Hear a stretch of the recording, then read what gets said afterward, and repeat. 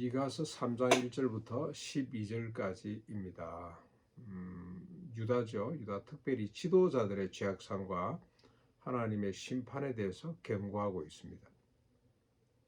끔찍한 내용입니다만 우리 같이 한번 살펴보겠습니다. 먼저 1절부터 7절까지 보시면 내가 또 이른다. 지금 1, 2장에서도 계속 경고하고 있죠. 다시 경고합니다. 야곱의 지도자들아 들으라. 이번에는 주로 족장들, 지도급에 있는 사람들을 향해 외칩니다.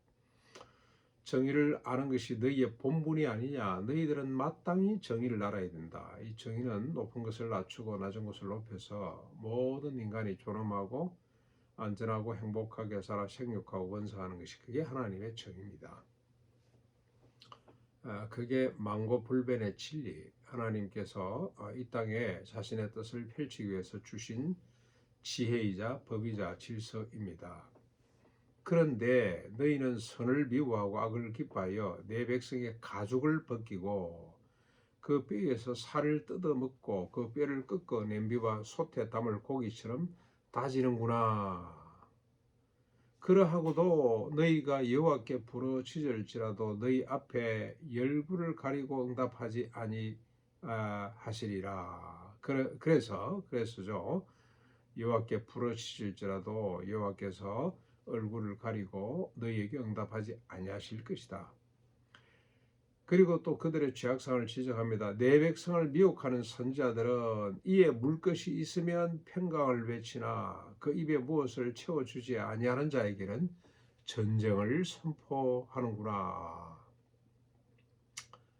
여러분 참 이런 이야기를 들으면 이 시대와 꼭 같다는 생각이 듭니다. 그렇죠? 요즘 우리 신학자들이 뭔가를 고민하게 만듭니다. 신학자들, 소위 말해서 신학교 교수들이죠.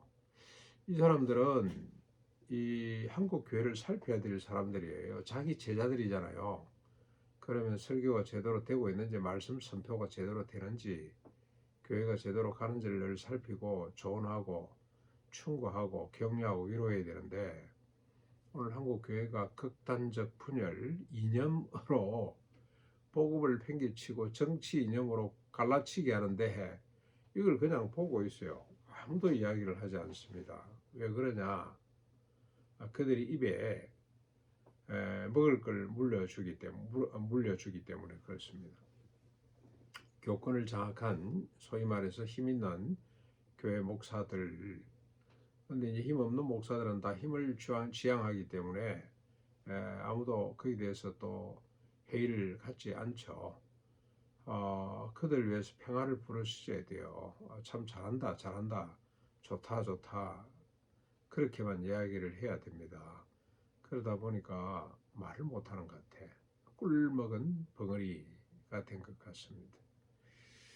자, 계속해서 우리 미가의 경고를 보십시다. 이런 선지자에 대하여 여호와께서 말씀하셨다는 겁니다. 뭐라고 말씀했냐? 너희가 해가 빛을 잃고 깜깜하게 될 텐데 너희의 해가 그때 너희는 이상을 보지 못할 것이고 점을 치지 못할 것이다. 성견자도 부끄러워하며 술객이 수치를 당하며 다 입술을 가릴 것은 하나님께서 응답하지 않으시기 때문에 그렇다. 하나님께서 너희들이 아무리 부르짖어도 너희들 음성을 듣지 너희들의 소리를 듣지 않고 얼굴을 가리셨기 때문에 더 이상 계시도 없고 더 이상 응답도 없을 것이다. 그런데 그들이 하는 행위가 전부 다 술객들이나 꼭 같습니다. 지금 기독교나 통일교나 신천지나 무속이나 꼭 같습니다. 꼭 같아요. 아무리 생각해봐도 지금 현재 우리 한국교회 상황을 보면 꼭 같지 않습니까? 방법이 꼭 같아요. 부르짖는 것이 꼭 같습니다. 하나님께서 응답하시지 않겠다고 말씀을 하고 있습니다. 이들을 향해 미가는 8절에 이렇게 경고를 합니다. 오직 나는 여호와의 영으로 말미암아 능력과 정의와 용기로 충만해져서 야곱의 허물과 이스라엘의 죄를 그들에게 계속해서 내가 이야기를 하겠다. 자기 결단이기도 하고요. 경고이기도 합니다. 나는 계속한다. 그때 당시에 여러 선자들이 있습니다만은 뭐 그들이 연대해서 했다는 이런 말도 없고요. 각자 그냥 하나님 앞에서 받은 성령의 은혜로 말미암아 능력과 정의와 용기로 충만해져서 성령으로 말미암아 이렇게 되는 겁니다. 계속해서 이스라엘의 죄를 그들에게 지적하면서 가겠다는 겁니다. 그러면서 다시 유다 지도자들과 지도자들의 죄악상과 하나님의 심판을 이제 8절, 9절부터 12절까지 계속 경고하는데 그들의 죄악상을 한번 볼까요? 야곱의 족속들아 정의를 미워하고 정직한 것을 굽게 하는 자들아 이 말을 들으라 내 말을 들으라 시온을 피로 예루살렘을 죄악으로 건축하는 자들아 내 말을 들어라. 너희들이 지금 그러고 있다. 참 끔찍한 이야기죠. 시온을 피로 예루살렘을 죄악으로 건축하고 있다. 세상에 이게 뭐 너무 시적인 표현이고 너무 은유적인 표현 아니냐라고 생각을 할지 모릅니다만은 지금 우리 상황을 보면 결코 이게 이상적인 어떤 시적 표현이 아니구나. 현실이었구나 하는 걸 깨닫게 됩니다. 어떤 점입니까? 여러분 저 오후 3시, 4시쯤 되면 뭐 2시부터 시작이 되는 것 같습니다만 우리 서초동에 가면은 우리 교단 본부가 있습니다.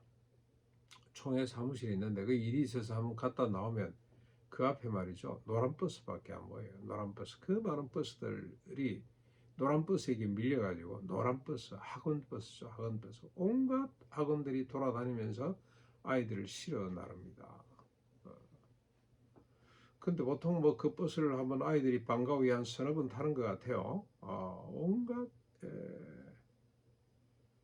그 아이들이 말이죠. 마음껏 생각하고 마음껏 뛰놀고 마음껏 공부해야 될 아이들이 그 전부 다 학원에 공부에 사로잡혀 가지고 내에 우리 연희 말처럼 쇠꼬챙이 하나를 받고 돌아다니는데 아이들이 산 아이들인가? 라고 생각을 해보면 야 이거 예루살렘을 시온을 피로 예루살렘을 죄악으로 건축한다는 말이 오늘 우리 서울을 두고 하는 말이고 이 땅에 두고 하는 근데 실린 면에는 아이들이 중학생들이 오후에 방과 후에 갈 학원이 없어 참 다행이다 하는 생각이 들어요. 그들은 자연 속에서 그냥 친구들과 어울려 근데 그 아이들이 어디로 가야 될지 근데 그 아이들 마음속에 패배의식이 가득해서 이것도 참 큰 우리 현대사회 문제구나 그런 생각을 갖고 뭐또 여러 사람들이 나서서 지금 뭐 참 애를 쓰고 있습니다만은 이걸 어떻게 하면 좋냐. 오늘 우리 이야기구나. 시온을 피로 예루살렘을 죄악으로 건축하는구나.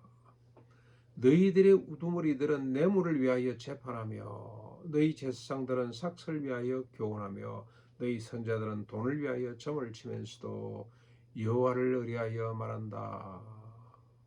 끔찍하죠. 우리 이야기죠. 우두머리들 소위 말해서 기득권 잘 나가는 사람들, 서초동에 있는 사람들, 법원검찰청에 출입하는 사람들, 우리 한국의 법조계가 다 돈판 아닙니까? 돈을 위해서 재판하는 거 아니에요? 변호사들이 무슨 돈을 그렇게 많이 벌고 요즘은 뭐 워낙 변호사를 많이 만들어내 가지고 자기 뭐 일당도 못 버는 변호사들이 있다고 하기는 합니다만은 우리 대한민국의 로펌들 김현장 같은 이런 뭐 로펌들 얼마나 싹쓸이하는 거죠. 권력과 부를 독점하고 그래서 검사가 대한민국 검사가 위조라면은 위조가 되는 세상 그리고 뭐 그대로 로펌에서 또 아니라 그러면 아니게 되는 세상 정말로 안타깝습니다. 근데 우리가 이런 걸 좋다 그냥 듣고 넘어가면 하나님의 심판이 있다는 겁니다. 제사장들이 싹을 위하여 교훈한대요. 돈. 이 또 돈이라 돈판. 선자들이 돈을 위해서 점을 쳐줘요. 하나님 말씀을 이야기하는 것이 아니고 점을 쳐주는 겁니다. 그래서 여호와를 의뢰하고 이렇게 말하지만 어떻게 말합니까? 여호와께서 우리 중에 계시지 아니하냐?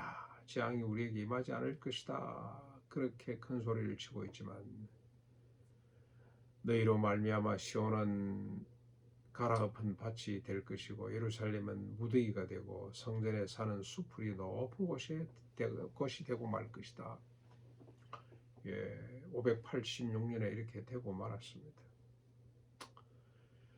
여러분 오늘도 우리가 유다 지도자들 또 지도자들만 그렇습니까? 모든 인간은 지도자가 되기를 또 축원하죠. 중심부 꼭대기로 하고 있습니다. 모든 인간이라고 보면 되겠습니다.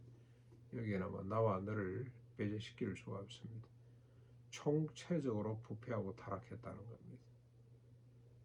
정의가 실종됐다는 말이죠. 부패하고 타락했다 이 말은 뭡니까? 정의가 실종이 됐다. 정의는 조금 전에 말씀드린 것처럼 모든 인간이 더불어 함께 존엄하고 안전하고 행복하게 사는 것인데 서로 책임을 지고 서로 하나가 되는 것인데 이게 무너진 겁니다. 왜 정의가 실종됐습니까? 오늘 우리가 본문이 너무나 잘 밝히죠. 이게 인간론입니다. 그렇죠? 타자를 욕망의 대상으로 생각하는 거죠. 돈이나 뇌물이나 삭시나 인기나 명예의 도구로 생각을 하는 겁니다. 다시 말하면 자기중심성이죠. 자기애적 욕망, 중심부 고지로 오고 싶은 인간의 욕망이 탐욕이 이렇게 이런 세상을 만들 수밖에 없었다는 겁니다.